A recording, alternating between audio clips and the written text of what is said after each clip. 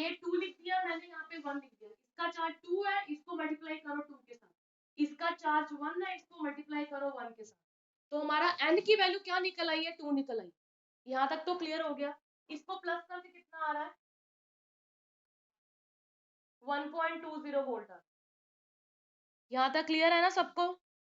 अब ई सेल कैसे निकालेंगे? E naught cell minus 0.0591 upon n की वैल्यू कितनी बन गई हमारी? 2 लॉग ऑफ ए कौन सा है? कैडमियम, क्योंकि कैडमियम इज लूजिंग। कितनी वैल्यू है? 0.1 अपॉन 0.1।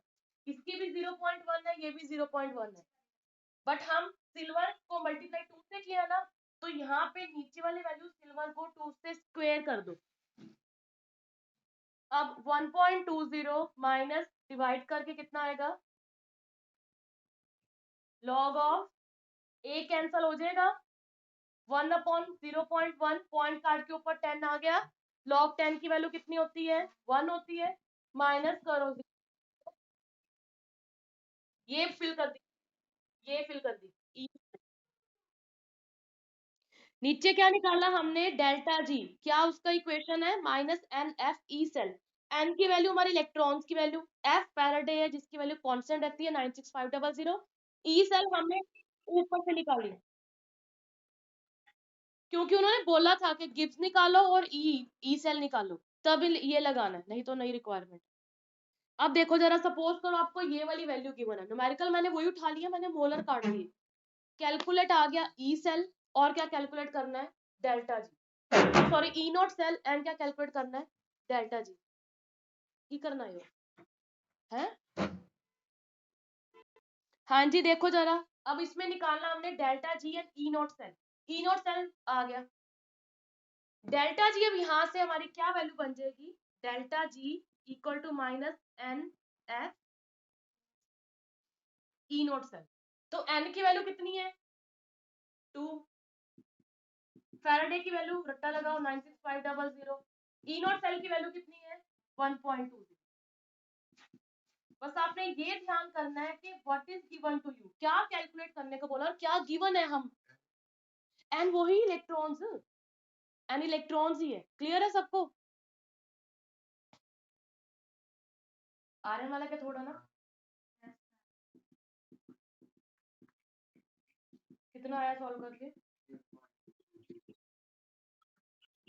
गलत है, माइनस करना आगे, माइनस लगा है 0 पॉइंट। ठीक है, ठीक है, माइनस करना है तुम सीमा। ई सेल, ई नोट सेल 0.30 माइनस 0.0, तो ये क्या है? प्लस माइनस माइनस होगा ना, ये माइनस माइनस प्लस हो गया, आगे तो साइन माइनस का लगा है ना। ए की वैल्यू कौन सी है? क्रोमियम की। क्रोमियम का मोलर कितना है? 0.01 मोल अपॉन 0.1।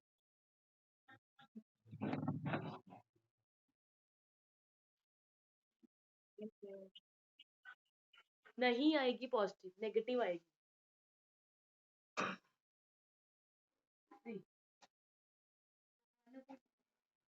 हाँ, तेरा हो गया, फिर तू कर क्यों नहीं कर? ऊपर आ गया, -1 बन गया। हाँ जी, इसको सारा करना पड़ेगा मेरे को। 10 की पावर -1 आ गया, ठीक है। log 10 1 होता है, और माइनस, तो माइनस आगे आ जाएगा। माइनस, इसको हटा के मैं लिख दूं यहाँ पे इंटू -1। माइनस माइनस प्लस हो गया, 0.0098 प्लस करके कितना आंसर आएगा? 0.309। अब डेल्टा जी की वैल्यू कैसे निकालनी है हमने? 1 मिनट। डेल्टा जी निकलेगा, delta G equal to minus N की वैल्यू 6 है, एफ की वैल्यू 96500 है, इंटू 0.3098। सॉल्व करोगे और आंसर आ जाएगा। अगर पेपर में पूछा गया कि इसकी वैल्यू को आप जूल में कन्वर्ट करो तो इंटू 1000 करो, डिवाइड इंटू 1000 करोगे, समझ आ गया? इंटू करेंगे, हाँ, ये इंपॉर्टेंट न्यूमेरिकल्स है। कंडक्टेंस G के इक्वल है, ओम इनवर्स उसका फॉर्मूला है, रेजिस्टेंस R के इक्वल है, ओम उसका यूनिट है, सॉरी न्यूमेरिकल नहीं है, अभी मैं न्यूमेरिकल के फॉर्मूले लिखवा रही हूँ, देख ले पहले। कंडक्टेंस G है, रेजिस्टेंस R है, स्पेसिफिक कंडक्टेंस कापा है, which is equal to G into L by A, cell constant है G star equal to L by A. सबसे मेन थिंग है न्यूमेरिकल में आपको पता ही लगना क्या गिवन है, इसलिए मैं यूनिट साथ साथ लिखवा रही हूँ, क्योंकि आपको यूनिट से कंफर्म होगा कि हमें ये चीजें गिवन है। जैसे कंडक्टेंस की यूनिट है ओम इनवर्स, रेजिस्टेंस की यूनिट है ओम, स्पेसिफिक कंडक्टेंस के यूनिट्स हैं ohm inverse, centimetre inverse, cell constant की यूनिट्स है सेंटीमीटर -1। अब देखो जरा, ये स्पेसिफिक कंडक्टेंस बोलते हैं या इसको कंडक्टिविटी बोलते हैं, या इसको अपन क्या बोलेंगे, कंडक्टिविटी बोलेंगे। नेक्स्ट हमारे पास है स्पेसिफिक रेजिस्टेंस। नेक्स्ट क्या है, स्पेसिफिक रेजिस्टेंस। पहले ये देखो जरा, G इक्वल टू किसके है, 1/r के लिख सकते हैं ना आप इसको, तो अब कापा को भी आप 1/रो के इक्वल लिखेंगे। कापा क्या है, स्पेसिफिक कंडक्टेंस, रो क्या है, स्पेसिफिक रेजिस्टेंस। आ रहा है समझ। अब देखो जरा, इसका मतलब है जो कापा की वैल्यू है उसको आप रिवर्स कर दें, क्या बन गया, rho equal to R into A/L। रुको, ये देखो जरा, कापा देखो G इक्वल टू 1/r, क्योंकि कंडक्टेंस ये क्या करता है, फ्लो करवाता है करंट को, और ये क्या करता है, करंट को अपोज करता है। अगर कंडक्टेंस रेजिस्टेंस के रिवर्स है, तो स्पेसिफिक कंडक्टेंस भी तो स्पेसिफिक रेजिस्टेंस के इनवर्सली प्रोपोर्शनल ही होगा ना।